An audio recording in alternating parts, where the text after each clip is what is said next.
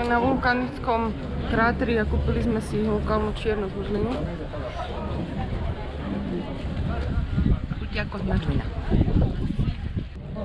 Nachádzame sa v Hakone.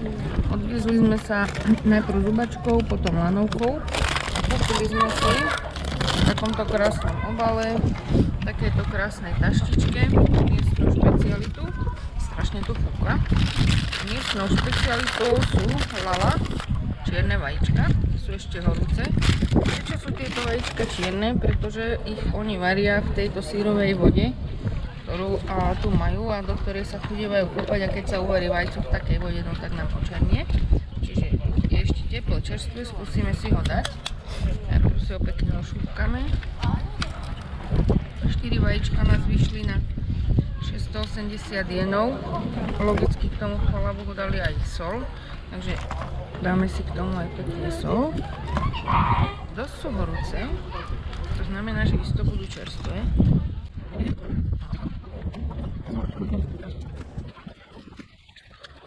Nešúpalo sa zle, už ho máme pekne ošúpané a keď sa na neho zblízka pozrieme, tak má také čierne bodky, čo nasvedčuje tomu, že možno bude mať aj inú chuť.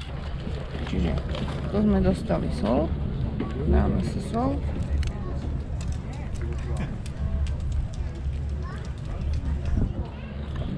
Škoda, že je natvrdo, ale asi to inak nejde.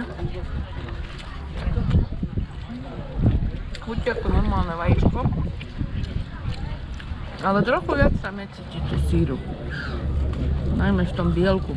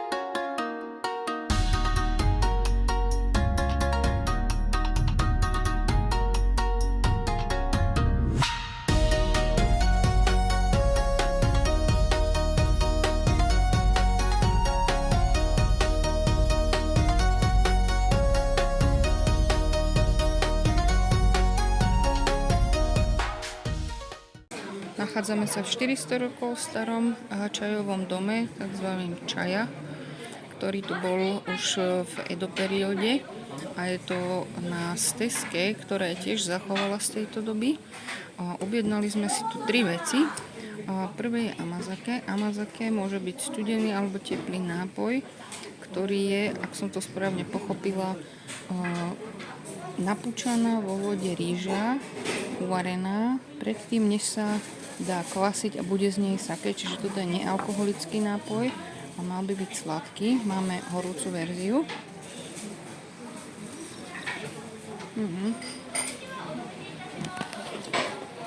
Vidí to ako rýžová, sladká rýžová kaša, sú tam dokonca aj také kúsky tej rýže.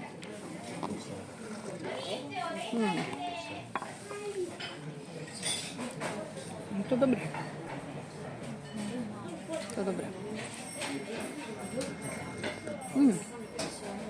Vyslovene rýžová kaša. Čiže toto bola prvá vec, veľmi chutná, 400 jenov. Druhá vec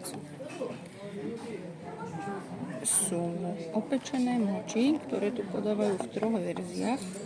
Naša verzia je verzia so sezamom.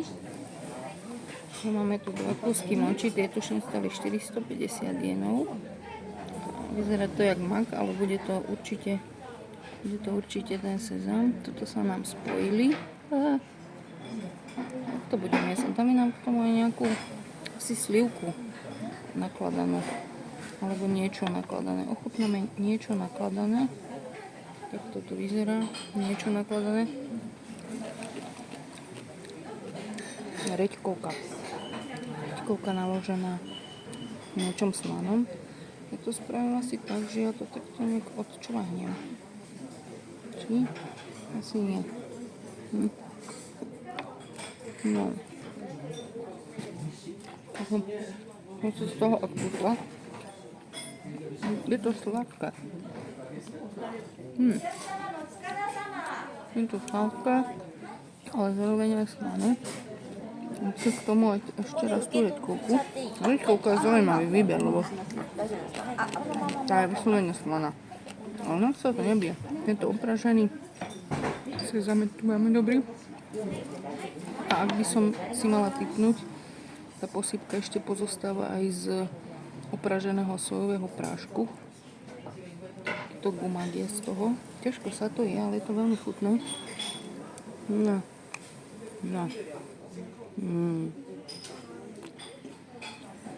Čaj si tu každý môže načapovať koľko chce. Ja sme si tiež dali. Veľmi chutný, nie je moc riedky. A je tu hrozná tma. Je tu naozaj pri tme, lebo tu je málo okien. A majú tu nádherné sedenie. Nádherné priestory. Mi to trochu lepí na krk. Nádherné priestory. Odsypá to tu. Dá sa tu sadnúť aj klasicky na zem, aj za stolík. Dokonca tu majú aj tatami. Ja si dám posledný kúsok z tohoto gumaka.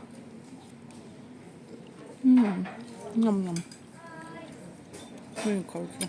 Vynikajúce, dám si ešte z posypky. Nešetrili ani na posypke. Trošku sa mi to tu zaprášila. A máme si tretiu vec. Tretia vec sú odeň moči. Vyzerajú takto. Ani neviem, či sú sladké, slané. Skúsim si napichnúť. To je koniak. Podľa konzistencie by som povedala, že toto budú koniakové guličky. Lebo je to taký želatinový gumak. Nie je to ten ťahavý gumak. To je ono. Toto je pre istotu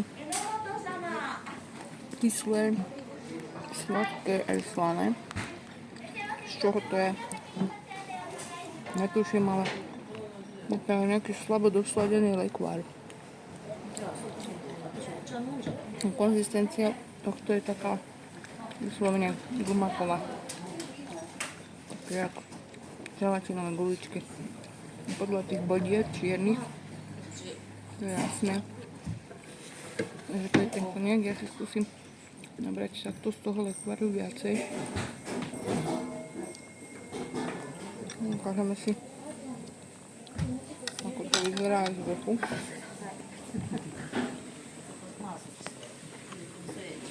Ako vravím, slabé svetlo. Nie je to zlé, ale to predtým mi viacej chutilo. To je taká svieže. To preto bolo taká silnejšia chuť. Zaujímavé. To máme čajovú stanicu a ideme to dojesť. A prečo práve Hakone?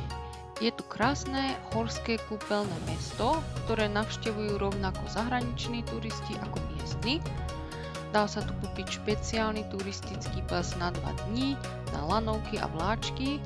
Môžete sa s ním odviezť na loďke, na jazere Aši a popozerať si okolité pohoria. Je tu známa Shinto brána priamo v jazere, ku ktorej sa dá prejsť, a keď sa preveziete na kopček nad jazerom na lanovke, môžete si pozrieť jazero v plnej kráse. Na kopci je aj menší chrám a hlavne výborný výhľad na horu Fuji.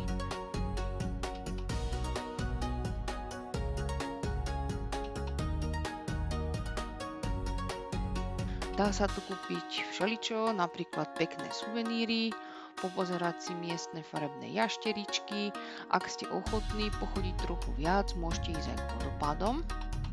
A po dlhom dni je zvykom okúpať sa v privátnom onsene v Ryokane.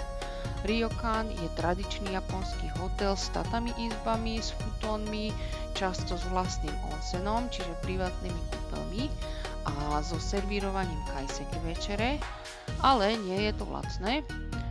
Už aj za takýto kumbálík v sezóne a bez večere, ale s kúpaním zaplatíte viac ako 100 eur na noc.